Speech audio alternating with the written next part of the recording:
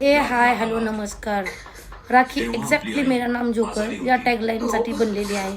कारण कसं जोकर दुसऱ्याला हसवतं पण स्वतःचं पेन मनात ठेवतो. त्याच पद्धतीने राखी आहे जी दुसऱ्याला हसवते हे करते पण तिच्या आतमध्ये किती पेन आहे हे कळतं.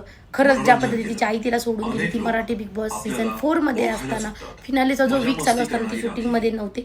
राखी जेव्हा बाहेर गेली कारण तिची मम्मीची तोपर्यंत डेथ झालेली होती आणि त्या सगळ्या गोष्टी अशा होत्या की ते इमोशन होते. ते कालचा जो टास्क होता फिलिंग्स होता ती एक्सप्रेस करत होती.